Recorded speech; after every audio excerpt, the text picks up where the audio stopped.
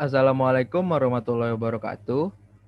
Waalaikumsalam warahmatullahi wabarakatuh. Kami dari kelompok 13, mata kuliah Pendidikan Agama Islam dengan kode seksi 10000000072 dengan dosen pengampu Ibu Rihla Nur Aulia MA akan memaparkan materi tentang bab 10 yaitu konsep Islam tentang pembinaan dalam keluarga. Kami di kelompok 13 terdiri dari 2 orang. Saya Muhammad Ilham Ardiansyah dengan NIM 15065200040 dan Jatayu Marhamza dengan NIM 15065200052. Kami dari Prodi D3 Teknologi Konstruksi Bangunan Gedung Teknik Sipil Universitas Negeri Jakarta.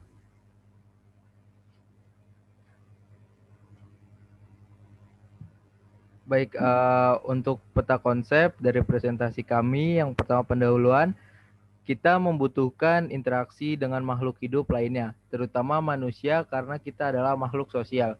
Oleh karena itu, Allah telah mengatur mengenai keluarga di dalam Al-Quran. Konsep pembinaan keluarga di dalam Al-Quran sudah diatur sedemikian rupa. Baik itu antar konsep Islam tentang pembinaan dalam keluarga, makna dan hakikat keluarga Islami, rukun dan syari pernikahan dalam Islam, tuntutan pembinaan keluarga Islami, konsep talak dan rujuk, hakikat pembinaan anak dalam Islam, hak dan kewajiban orang tua terhadap anak dalam Islam, hak dan kewajiban anak terhadap orang tua dalam Islam, pendidikan agama Islam untuk perguruan tinggi, sepasang suami istri, orang tua dengan anak, dan antar anak dengan orang tua. Kami mengambil beberapa poin dalam materi ini. Yang pertama itu ada makna dan hakikat keluarga Islami, rukun dan syarat pernikahan dalam Islam, kemudian tuntutan pembinaan keluarga Islami, selanjutnya konsep talak dan rujuk, kemudian hakikat pembinaan anak dalam Islam, selanjutnya itu hak dan kewajiban orang tua terhadap anak dalam Islam, dan yang terakhir adalah hak dan kewajiban anak terhadap orang tua dalam Islam. Saya Jatayu Marhamza akan menjelaskan slide berikutnya mengenai makna dan hakikat keluarga Islami. Keluarga adalah terdiri dari suami, istri, dan anak-anak. Bahkan, Islam menaruh perhatian besar terhadap kehidupan keluarga dengan meletakkan kaidah-kaidah yang arif guna memelihara kehidupan keluarga dari ketidakharmonisan dan kehancuran. Dalam pandangan manapun, keluarga dianggap sebagai elemen sistem sosial yang akan membentuk sebuah masyarakat.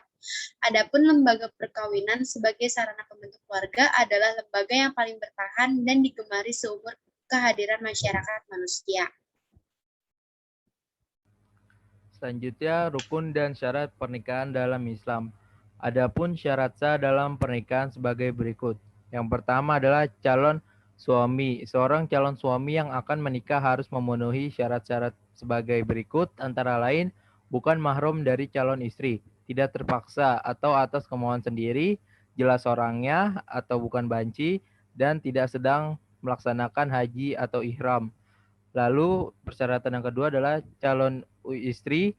Bagi calon istri yang akan menikah juga harus memenuhi syarat-syarat sebagai berikut: tidak bersuami, bukan mahram, tidak dalam masa idah, dan dia merdeka atas kemauan dirinya sendiri, jelas orangnya, dan tidak sedang melaksanakan haji atau ihram.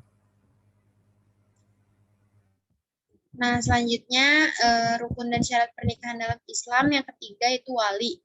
Untuk menjadi seorang wali dalam sebuah pernikahan harus memenuhi syarat-syarat sebagai berikut. Yang pertama laki-laki, dewasa, waras akalnya, tidak dipaksa, adil, dan tidak sedang ihram atau haji. Yang keempat ijab kabul, yang kelima mahar. Lalu kemudian rukun dan syarat pernikahan dalam Islam. Rukun adalah sesuatu yang harus ada untuk menentukan sah atau tidaknya suatu pekerjaan atau ibadah. Namun sesuatu itu termasuk dalam rangkaian pekerjaan tersebut. Adapun rukun dalam sebuah pernikahan yaitu yang pertama adanya calon suami dan istri yang akan melakukan pernikahan, dan yang kedua adalah adanya dua orang saksi.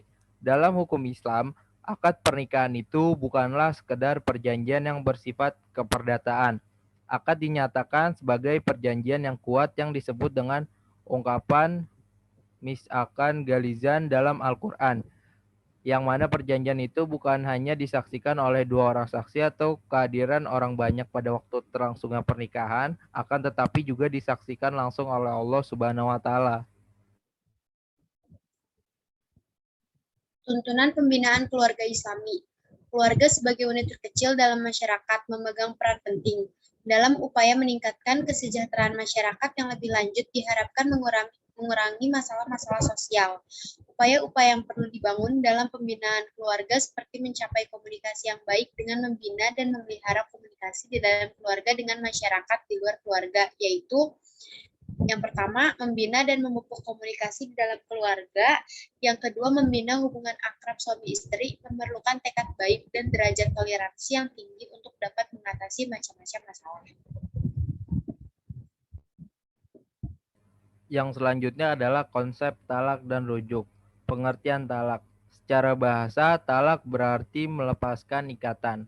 Dengan kata lain, talak adalah memutuskan hubungan antara suami dan istri dari ikatan pernikahan yang sah menurut syariat agama.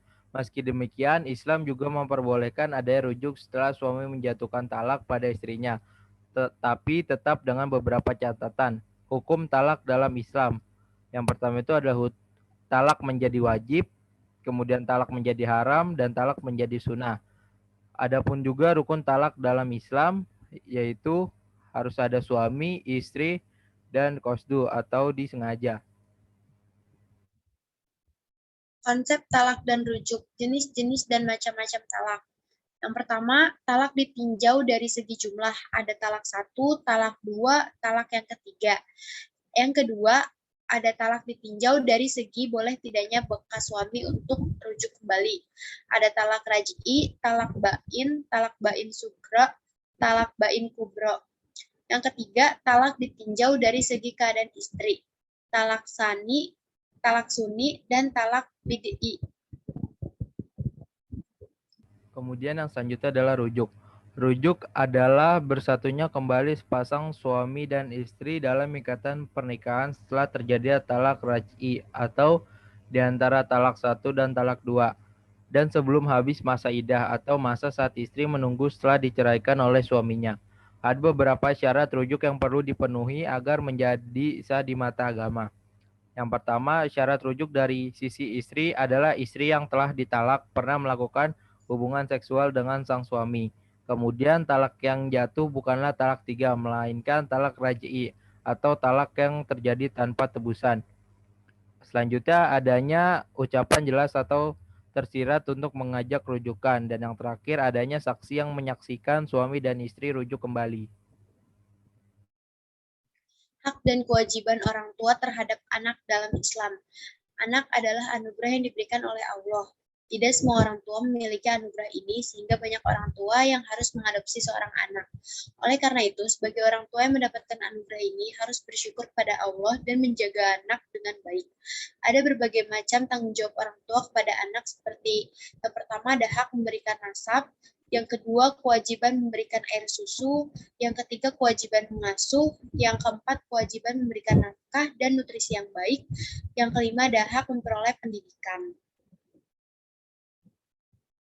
Oke, dari pemaparan materi yang sudah kami sampaikan, kami menarik kesimpulan pada dasarnya setiap hubungan manusia telah diatur oleh Allah Subhanahu wa taala, tak terkecuali hubungan di dalam sebuah keluarga.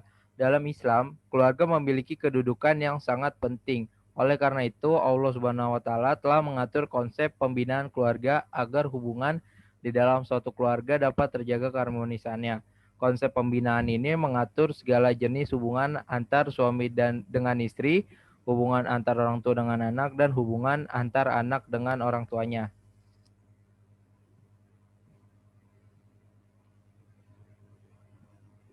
Baiklah, cukup sekian presentasi dari kelompok kami, kelompok 13 tentang bab 10. Kurang lebihnya mohon maaf.